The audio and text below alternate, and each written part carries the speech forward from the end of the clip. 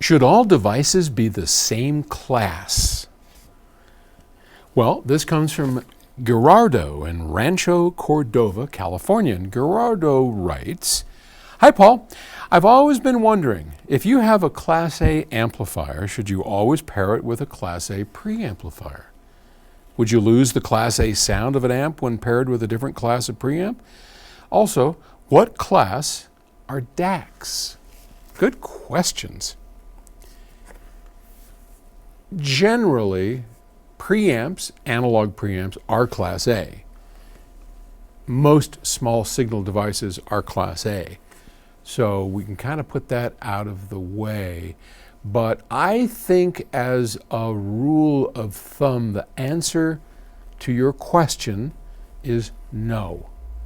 I wouldn't pay attention to matching classes of amplifiers to preamps and DACs and all of that, because I am such a believer in synergy that I don't think you can get the kind of synergy you're thinking of in terms of, oh, look at here, there's somebody, that's okay, get over here, come on. Everybody always wants, this is my buddy Isaac. What are you doing? I came to close the door, I forgot to close it for the room. All right. Yeah, I wanted to close it before. Everybody wonders if anybody actually works here. Yes, people work here, and that's Isaac. What were we talking about? Oh, so should they all be the same class?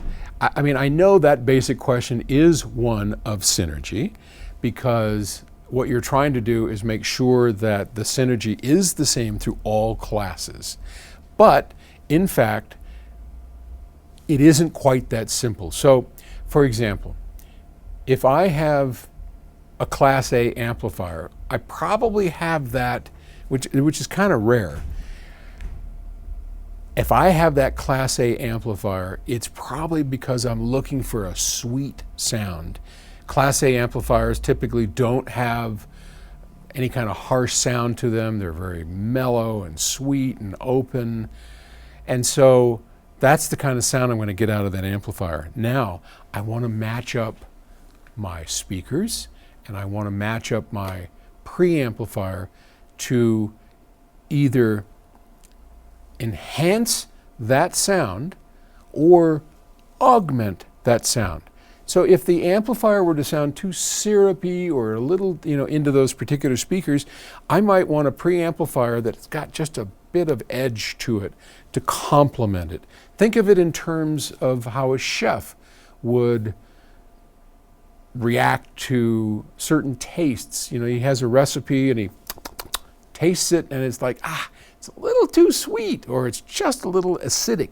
Going to add a little bit of salt, get the acidic down. And so that's what you want to do. You want to create synergy with your system. And the last part you asked is, what class are DACs? So DACs generally, if we're talking about your average, and we're not talking about direct streams because our DACs are different than other people's in the way that their output stage is, but generally the output stage of a DAC is usually Class A. It's analog, it's usually Class A, and all the digital bits before that don't really matter quite so much, because DACs sound the way they do a lot of times based on that output stage. So while they're typically Class A, how they're designed, whether they use FETs, whether they use what they use for the current to voltage converter. I mean, there's 100 different things we'd want to look at. That's where you want to talk to somebody who knows what they're talking about, like one of our hi-fi advocates. So when you have these kind of questions, feel free to call us, 800 PS Audio. Just pick up the phone when you have a question. Hey, it's Gerardo. I just have a question about, should I match Class A amps and preamps? And while I'm happy to answer it for the YouTube world, you can get a lot quicker answer just by picking up the phone, and we're happy to help. No one's going to try and sell you on something. Just, you can call up and get advice. And please do. All right, thanks. I'll talk to everybody tomorrow. Bye.